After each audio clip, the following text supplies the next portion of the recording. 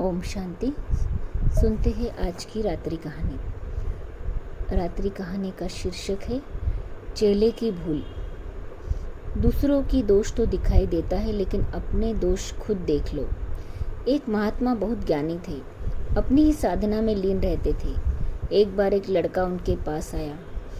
उसने उनसे अपना चेला बना लेने की पुरजोर प्रार्थना की। महात्मा जी ने सोचा, बुढ़ापा आ रहा है, एक चेला पास में होगा तो सहारा बनेगा। यह सोचकर उन्होंने उसे चेला बना लिया। चेला बहुत चंचल प्रकृति का था। ज्ञान ध्यान में उसका मन नहीं लगता था। दिन भर आने जाने वालों से बातें करने और मस्ती करने में उसका समय व्यतीत होता था। गुरु ने कई बार उसे समझाने की चेष्टा की, पर सफलता नहीं मिली। एक दिन चेला महात्मा जी से बोला, गुरुदेव, मुझे कोई चमत्कार सिखा दे। गुरु ने कहा, वत्स, चमत्कार कोई काम की वस्तु नहीं है। उससे एक बार भले ही व्यक्ति प्रसिद्धि पाले, लेकिन अंत तो गोत्वा उसका परिणाम अच्छा नहीं होता।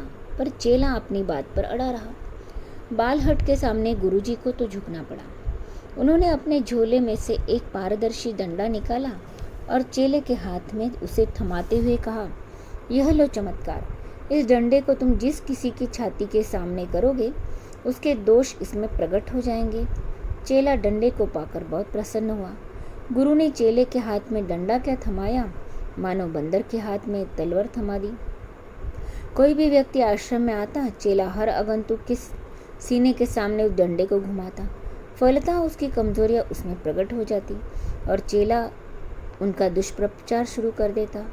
गुरुजी सारी बात समझ गए। एक दिन उन्होंने चेले से कहा, एक बार डंडा अपनी ओर घुमाकर देख लो।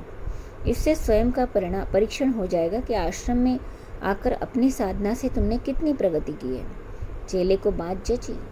उसने फौरन डंडा अपनी ओर किया, लेकिन देखा कि उसके भीतर तो दोषों का अंबार लगा है। शर्म से उसका चेहरा लटक गया। वह तत्काल गुरु के चरणों में गिर पड़ा और अपनी भूल की क्षमा मांगते हुए बोला, आज से मैं दूसरों के दोष देखने की भूल नहीं करूँगा। अच्छा, ओम शांति।